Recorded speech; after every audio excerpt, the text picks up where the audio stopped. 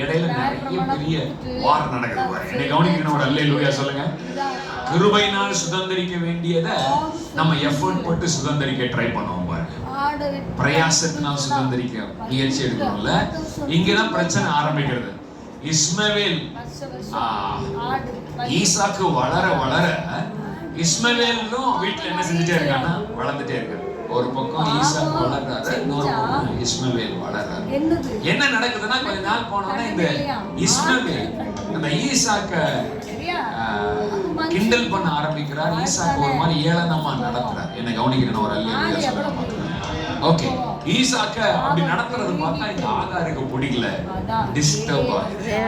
நான் சொல்லுகிறேன், ஒன்று வாக்குத்தத்தத்தின் பிள்ளை வளரணும், இல்லன்னா அந்த இஸ்மவேல் வளரணும்.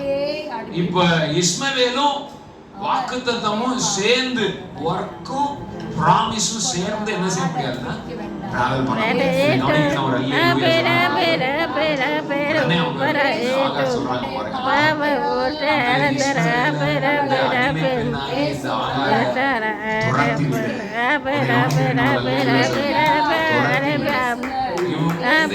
இது இஸ்மவேல் எப்படி வந்தாருன்னா ஒர்க் கிரியைகளின் அடிப்படையில் அவசரப்பட்டு வாக்குத்தத்தத்தை சுதந்திரிக்க முடியும்.